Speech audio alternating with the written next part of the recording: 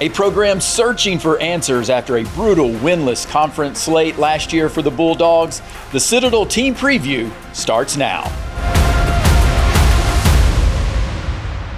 Okay, winless for Ed Conroy and the Citadel last year in conference. So we have to look at, there's got to be improvement this year. I mean, it can't get any worse. No, so, you can't. I guess you could go winless in the non-conference schedule. Yeah, that could be worse. That's true. But I do expect Ed Conroy has been around long enough. Yes. We've seen the success that he's had before. So it would be hard pressed to say that they're not going to have some type of improvement. No, certainly. I mean, he is a very good tactician. Yes. And they were close at times last year. And look, I know it's a cliche term, and frankly, it's true to a degree. Good teams find ways to win close games. Oh, yeah. That's right. But they showed signs of life at times throughout the conference season, and unfortunately just couldn't finish a couple games off that you thought or would like to hope that they would have been able to. Yeah, I thought there were several games where I saw them being very competitive. Mm-hmm. They didn't quit. They still had that fight. But I also saw some games where quickly they got blown out of the gym. Yeah. And that was the frustrating thing, I know, for Ed Conroy and the rest of the staff and obviously some of the players there. And injuries did play a role into that also. But now when you're looking at this team, it wasn't, from my standpoint, a lack of effort. It was just in terms of they couldn't put the ball in the hoop. No. That was the problem. No, I mean, they really struggled to shoot it. 30%, from three for the year. They got out rebounded too by almost 7-8 rebounds a game. Wow. And, when you're not shooting the ball well, you're going to obviously have more rebounding chances on the offensive end. And when you're still getting out rebounded at that clip, you're one and done a lot. And their inability to put it in the basket, I think, really, really hurt them at times. That's right. And they finished near the bottom nationally in KenPom and even net rankings there. Tempo was also, they are not a team that was high tempo. No. I mean, we're talking to the 300s there in tempo. Average a league worst 67 points per game. So you had that. And as you talked about the 3-point percentage, 345th in the nation in 3-point percentage there, basically 30%. But then also even the free throws, 62% from the free throw line, 354th in the nation. Well, you bring up the free throws. Do you remember the Furman game last year at the Citadel? Yes. I don't remember the specific number, but it was something close to their last 10 free throws that they missed. They win the game and if they make those free throws. They win the game. Yes. And they probably win it in regulation if they knock down their free throws. So that's right. And that was an overtime loss to Furman there. I think one other thing offensively that really plagued them last year, and that hopefully they can get someone to steady that ship, is they had a fair amount more turnovers than assists. I mean, their assist turnover ratio was well below 1. And when you combine everything that we just talked about from a shooting perspective, and you don't take care of the ball, I mean, it is hard to win basketball games with some of these analytics. This is one of those situations where we do have to be careful when we're looking at stats in terms of it telling the story. Yeah. But I think this is a situation where the stats are telling the story. It adds up when you have those type of numbers. It's going to be hard to win conference games, and especially because we've talked about it, it's not just relative to the team itself like the Citadel, it's also relative to all the other teams in the Southern Conference and how good they are. And so the stats did tell the story based on the Citadel and their struggles. No, it certainly did. And I think if there's one bright spot to kind of talk about some of the statistics, and we talked about this right from the jump, was they were competitive at times. They lost 6 conference games by 5 points or less, right? And 3 of those were in February. So it shows that, 1, the team was willing to fight. Yeah. And 2, when it's that late in the season and you've lost 14, 15 plus games in a row at that point, when you can still be competitive at that point in the year, that says something, 1, about your head coach, of his ability to keep you fighting, but also does say a little bit about the character of the guys that you have there, that they're willing to keep battling and willing to keep fighting. And, we talk about it all the time. You have to have enough talent. That's right. Yes. And I think from a talent perspective, that's where it was overshadowed Yeah. in terms of the mental fortitude that these players showed. And also, I mean, they are going to the Citadel. And so more than likely, these are guys that they do not give up. They hit a brick wall, they keep going. Yep. They'll run through brick walls. I mean, that's just part of that military type of style. It's you never give up. And you never leave anybody there to fall down either. And I think we saw that. So for Ed Conroy now, what can you do in terms of bringing in some guys to elevate the talent level so you can match that same type of bravado, that never give up type of mentality, but also at the end of the day, you've got to be able to put the ball in the basket. You've got to be able to score. And can you make some stops, to your point, in terms of forcing some turnovers, things of that nature? That's going to be the key question for this season. It certainly is. And I think to kind of piggyback off some of what you've talked about, you certainly have to go out in this offseason and get significantly better shooters. Yes. Because you have to be able to spread the floor, not only in today's game overall, but just the way that the game is played in the Southern Conference. We've talked about it ad nauseum. It's a shooters league. It is. It's a guard oriented league. And I think to somewhat of the defensive point, you have to be able to find a way to get more athletic. They really struggled with a lack of athleticism last year, which, look, skill matters. But kind of like the talent bar, there is a bar at this level in which you have to have a certain amount of athleticism on your roster, frankly, just to be able to compete. No doubt. Especially on the defensive side of the floor. And then the last piece I'd add to that is with being able to take care of the ball, they have to find somebody that can steady that ship and kind of be the head of the snake on the offensive side of the ball, where you can rely on somebody that's going to serve table, going to kind of be a calming force and put guys in the best positions to be able to maximize their skill sets. Yeah, and I think there's something also to be said, the blowout losses that they had, but also some of the close games that you talked about almost seem to magnify the pain of what this rebuild is going to look like, especially when you lose Brody Fox. Yeah. I mean, you're a top scorer, 17 points per game, 5 rebounds per game, high usage type of guy out there.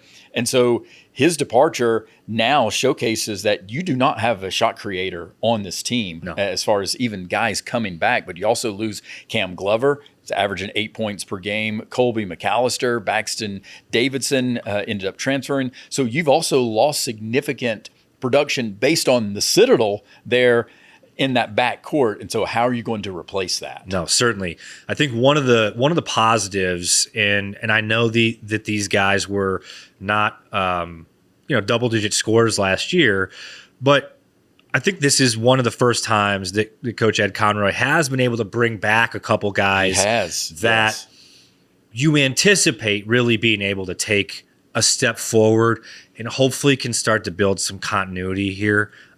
Because to your point, I mean, you only had one double-digit scorer last year, and you really had nobody else that could create their own shot. That's right. So Brody just was a have difference to be able to do maker that. for the Citadel team at times, and he kept them in Certainly some of did. those games. But then you had an injury to Keenan Davis, and I think if he can be healthy, he can be a major contributor that's coming back for the Bulldogs.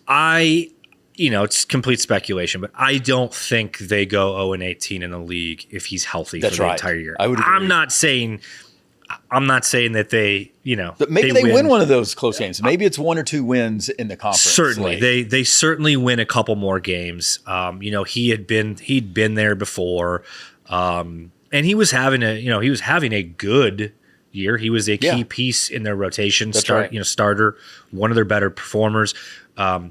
Does a little bit of everything to a degree, from a scoring, from a distributing, from a rebounding perspective. And so getting him back will be huge. Oh, yeah. He year. averaged almost 10 points per game. Yes. Now, only played 13 games, so that's the crucial piece to that. But the other crucial piece, coming back, this will be interesting how he evolves this season, and that's Shola at a BC. Yeah. Obviously, we've seen he started, at the high level major, or high major level, I should say, Florida State, and now can he be the primary option? Averaged almost 9 points per game last year, 6 rebounds per game, shot almost 50% from the field. I'm a big fan of Shola Adebisi. I think he's got a shot to really kind of be the guy there this year.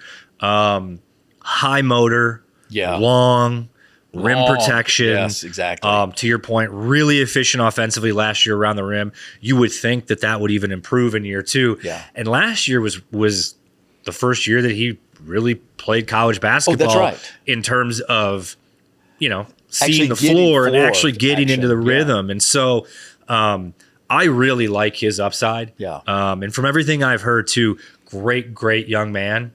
So from a leadership perspective, I would anticipate he steps into that role too. And you can't forget about the need for leadership, no doubt, in this scenario. Well, I think that's almost a prerequisite that you're going to have high character guys. Yeah. You're not taking low character guys at the Citadel. Certainly You're just not. Even like the VMI, in any of these military academies. And there's obviously some programs that they really focus on, a high character type of individuals, but even more so, I think, at the Citadel. And one of those guys, I think also Christian Moore. Yep. Can he be a guy that can really take that next step? Because I felt that at the end of the season, you started to see some of the things that he was capable of doing. And a guy who averaged almost 9 points per game, but he averaged 12 points per game in Southern Conference action. So this is a guy, again, that if he can take that next step, there's no doubt that Citadel's not going to be in that same position going winless in the conference. No, absolutely right. And,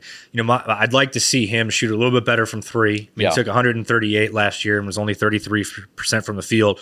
So if you can get that to tick up, even 3 or 4 percentage points, exactly, that makes a major difference. And now you can rely on having somebody that's an upper 30s 3-point percentage shooter that at least is going to give you some spacing. That's right. And Ezzy Wally, point guard, can he be the guy that can be a contributor also, again, facilitator type of guy? And again, I thought you saw some potential of him there late in the season. I mean, he did have a good game in the tournament there, 12 points against VMI. So again, there can be some promise for some of the guys coming back. So as much as we talk about somewhat of a rebuild, it's not necessarily just rebuilding. You're going to bring in all of these new transfers or, a freshman class, but it's also, can you rebuild just from guys that are there in terms of a rebuild mentality and erase that 0-18 conference record, 5-25 overall from last year and the inefficiencies, on the offensive side. Can you put that all behind you? Windshield mentality, and maybe a guy like Wally is somebody who can be one of those contributors. No, you make great points. I mean, I think two things out of the gate. One, I'd sure as heck like to think you got a chip on your shoulder after going 0-18 in the league if you're a returner there. Have something to prove. These guys are competitors. These guys, they don't want to be sitting there with a donut in front of their win-loss record. No way. And you look at a guy like Wally, he won 3 state championships as a high school athlete. He knows about winning. He knows what winning is like. Yeah. And so he's a guy that I definitely would keep an eye on. I'd like to see him take kind of a big step this year. Because to your point, we talk about it all the time. The portal matters. Yeah. But you have to be able to develop talent within your program if you want any real level of sustained success, especially at the mid-major program. That's right. Yes. And even more so, I think, at the Citadel. 100%. You're finding those guys that fit that culture, fit that mold, want to be there. Right. And obviously the requirements that they have to go through as a student there. I mean, it's different than anywhere else. Yeah. So it's completely different. But also when you look at this roster, you're going to have to bring in some guys who you're hoping can be plug and play type of guys through the transfer portal, because you're going to need some of that because you lost a lot of production as we talked about. Yeah. And one of those guys, Logan Applegate, I am very curious to see how he's going to respond here in the Southern Conference. Transfer from Drury, great Division II program. And we know this guy can shoot career 67 three-pointers made per year, per season. That's his career. So, I mean, he's doing it at a high clip, 90% free throw shooter. I mean, this guy is a guy, that steady Eddie type of individual. And he reminds me of Conley Garrison. Okay. former Furman Yeah. Paladin, who also came from Drury. Yep. And so I think there's some similarities between these two players. Well, shoot, if he And I'm not saying he's Conley Garrison because, I mean, you're talking about a one-hit wonder. Yeah. And I mean that in a positive way because he only got one year at Furman. Absolutely. I'm not saying that he was just a flash in the pan. I'm just saying that it's just too bad that Furman only got 1 year of Conley certainly. Garrison. Yeah, no, but I like that comparison because I think that I can see some of that as well. You know, and he's a 2-time all-league player there, so he's proven it. That's right. Through more than just one season. I'm excited for him too. I think that's a guy that if you're Coach Ed Conroy, you're thinking this guy's got to come in and, okay, he doesn't have to replace Brody Fox. That's right. But he's probably got to come in and be the guy that is going to I agree. be the major contributor to fill those shoes. No doubt. If we're going to win some games. That's right. Braxton Williams transferring from Valdosta State, and we talked about it. Can you get more athletic? And I think this is a guy, an athletic type of wing, averaging 14 points per game, 34% from beyond the arc at Valdosta State. So I think this is a guy who can immediately give you some athleticism. Yeah, and I would anticipate that he gives you some good length and athleticism on the wing that you're going to need, in particular on the defensive side of the floor. As we've always talked about, with being able to have guys that can guard the perimeter in this league is really a valuable trait. Perimeter defense is paramount in the Southern Conference. Yeah. I promise you, it is paramount. Yeah. You look at Gabe Hernandez transferring in from Barry, athletic type of point guard. Again, so can he be a major contributor? Average almost 15 points per game, 3 assists per game. So again, he's been able to do it. Now, can he make that step here at the Citadel? Certainly. I mean, there has been a track record over recent years of success from Division II transfers. No doubt. Coming into the Southern Conference and having success. You know, he's a guy that's really intriguing because doesn't shoot it great from 3, but at 5'11", shot almost 50% from the field last year. That size, shooting 50% from the field as a guard, is encouraging to me that you're able to finish at the rim. That's right. Or you've got, a really crafty sense about your mid-range game that you're able to do. Which is a lost art. Yeah. We know that. The mid-range game seems to be fading into the sunset, so to speak. Now, it's coming back to a certain degree. I mean, but to your point, I mean, that is a stat that you look at and you're like, okay, let's dissect that a little bit more. Yeah, absolutely. And so, hopefully he's a guy that can get to the rim for you and at a minimum, penetrate and spray out the shooters. So I would anticipate him playing a major role as well. And this D2 push for Coach Ed Conroy hopefully works in their advantage. Carter Kingsbury, transfer from Iowa. I think there's a potential there. He could be a shooter that can knock it down. Now, again, we're saying potential, all of that, but I think that could be somebody also to watch out for. Well, if you remember 2 years or 3 years ago now, they had Austin Ash, who was a walk-on from Iowa. That's right. That transferred into the Citadel and was certainly not afraid to shoot it pretty much anywhere on the floor, including beyond half court. No, but had a really good year for them and it was shot it at a high clip. So, if you can get something remotely close to that out of Carter Kingsbury, you're going to be able to feel good about that move as well.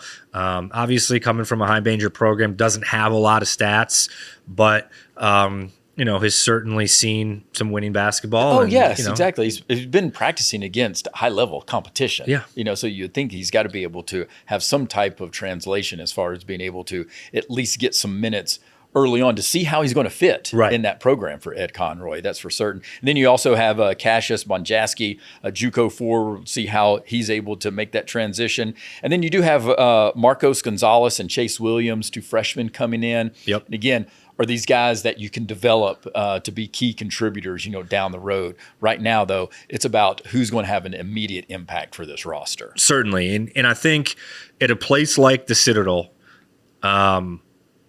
if you can get a freshman that you can start to develop through having at a minimum a solid rotational role is really paramount. Yeah. Because you can get somebody that can get some tangible experience as a freshman, so you're not always relying on having to go get 5, 6, 7 guys in the portal and plug and play. So I would look for one of these freshmen to hopefully be able to find a way into the rotation. Yeah, to get into the rotation. Yes, exactly. Get some minutes there on the court. All right. The one thing we do know, though, about Ed Conroy, I mean, again, defensive side, I mean, he can put together a game plan like nobody's business. And, I mean, he's one of the also good guys in college basketball coaching. You got to love the opportunity of spending any time with Ed Conroy, even at the Southern Conference Basketball Media Day. It was great having him on the radio show and just getting to understand him a little bit more. And I've talked to him several times. And it's just, you come away almost, okay, there's hope. There's belief there that Ed Conroy, he's going to turn it around. I mean, again, I think there was a bit of surprise that they went winless last year. Certainly. So I just can't expect that the same thing would happen, because I do think that Applegate and Williams, I think they're going to be contributors pretty much out of the gate, and that's going to be significant for the Bulldogs. I agree with you. I think you can't get caught up in the record of last year when you look at how good or not good a coach of Ed Conroy's calibers. He is a good basketball coach. He knows what he's doing. He's turned this program around before. In his initial stint with the program, I suspect that they will be significantly better this year. And I don't know what that ultimately means in ceiling per se, but I think that they will be, maybe the better way to say it is, I think they will be a lot more competitive. And I think they have more talent where you can use some of the tactical skill and the game planning that you're gonna get with a Coach Ed Conroy, and that's now you're going to be able to implement that more because you just have more talent. Yeah, and I would be surprised if you don't see some better efficiency on the offensive side. Yes, I think just based on paper. Again, I know paper don't play. It's the players out there, but you have to look at this roster. Even though the roster is undersized, though, that tallest player 6'8". So again, now that we're seeing some of these guys that are transferring into the Southern Conference, or even like a guy like a Cooper Bowser who signs at Furman, as a freshman and now is obviously developing. I mean, there's a little bit more size in the Southern Conference right now. So that could be an interesting piece for the Citadel, even though, we talk about guard play in this conference, no doubt. But at some point now we're starting to see a little bit of a change where people are looking at the front court and they're trying to look at opportunities, bringing in some guys that have some size. No, you're absolutely right. You look at Furman's front court in particular. That front court from a pure size perspective, there was no difference between that front court and the Alabama front court in terms of size. That's right. And so it is interesting to see there seems to be a little bit of a shift with more size in the league. So, I definitely think they've got some rim protection with Adebisi, but outside of that, they don't have much outside of that from a size perspective. And so it'll be interesting to see, did they scheme differently? Yeah. Potentially because of the fact that they are undersized. Yeah. And they also, 2 new assistant coaches, Andrew Glover and Brady Shuck coming in, but they're very familiar with the program. They're very familiar with the area. They've got connections there. They've got ties. And they know how to win also, so that could be part of it. Now, when you look at their non-conference schedule, starting with Erskine to start the season, then you're at BC, Boston College. You got Charleston Southern. You got at West Georgia, part of the ASUN challenge there. Bellarmine, at Davidson, at South Carolina, at College of Charleston, and at Richmond. So non-conference, not going to be easy there for the Bulldogs. And then they start conference play on the road at ETSU on December 30th. So, so keep that in mind also there for the Bulldogs. All right, so when you look at this team in its totality, again, can you have some of athleticism be, implemented into the program through the transfers and what we've talked about? And again, can you have somebody like a Logan Applegate? Can he be a guy that surprises a lot of people. And can he have a season like a Conley Garrison did at Furman? I think he can. And I think there's something to be said about that. And if that happens, then I can see the Citadel improving their offensive numbers, improving their shooting numbers, and then maybe does that give them that little bit of juice? Because, all of a sudden you play defense much better when your team is hot from an offensive standpoint. It's amazing what that does to your defense ability, and you get amped up. And so maybe can you improve, on the defensive side also? And then obviously just being more competitive. I think those things can add up to being more competitive for the Citadel. No, I certainly agree with that. I think, can this group make a significant jump in year 4, right? You feel like you've gotten some pieces this year, like a Logan Applegate, as you mentioned, that can put you in a much better spot overall. But I still think at the end of the day, I would question: were they able to get enough talent to make a big enough jump? Big enough jump, yeah. So looking at what's their floor, I think you have to look at, based on the status of the program and the roster rebuild, so to speak, the pieces that you lost. I think the floor is still last in the Southern Conference. That's the reality of it, because, if the shooting woes continue and you're not able to improve on the offensive side, you're just not going to have an opportunity to win in this conference. That's the bottom line. No, it's that's the key. It's funny. I'll never forget, coming from the Midwest, especially the Missouri Valley before I got to Furman, is still a defensive-oriented league. It's a little bit slower pace. And if you were going to win games, even though tempo overall has increased, if you were going to win games, and even when I was at Chicago State, we would talk about you want to hold teams to in the 30s from a shooting percentage perspective. And I'll never forget early conference game, my first year at Furman. I look at the box during a media timeout, and we're up by like 12. And the other team's shooting like 45, 46% from the field.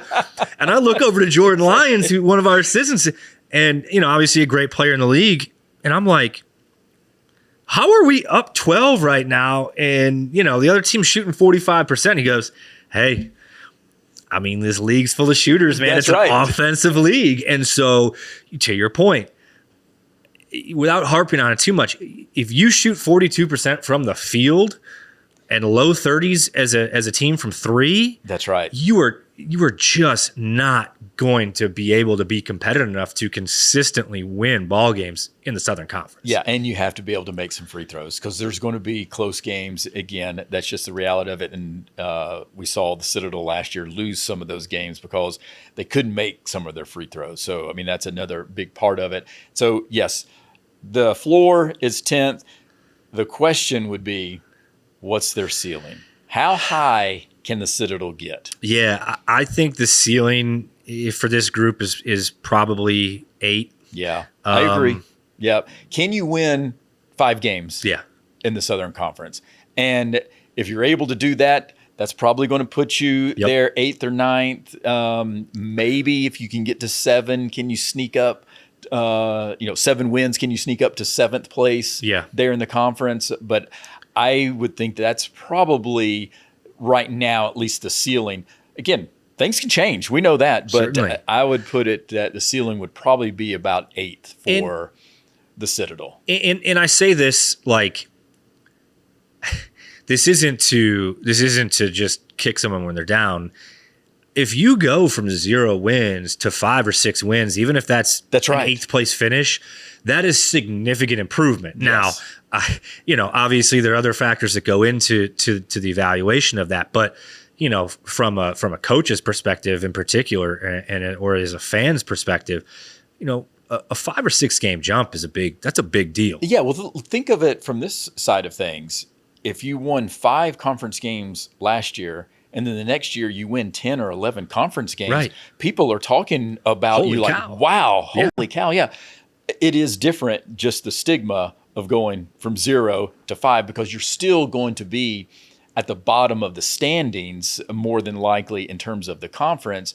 But that doesn't mean you didn't have improvement. And that doesn't mean you don't have the ability to build off of that even more so after that season. Absolutely. Absolutely. So I'm hopeful that even if the ceiling is 8th place, you get 5 or 6 wins and you have to feel good or better, I should say, about building off that moving into year 5. And the Citadel has been a program that's been in Southern Conference for a long time. So it'd be nice to see the Citadel have some Absolutely. success. And you want a guy, look, subjectively, Yes. you want to see a guy like Ed Conroy succeed. He's just a good guy. He's a good guy. He's a good guy in not just basketball, he's a good guy in life. Yes. And you want those type of people to succeed. All right, that is the Citadel team preview. Make sure you hit that follow or subscribe button, Apple Podcasts, Spotify, YouTube, or wherever you get your podcast, including the iHeartRadio app. Until next time, may all your jumpers hit nothing but the bottom of the net.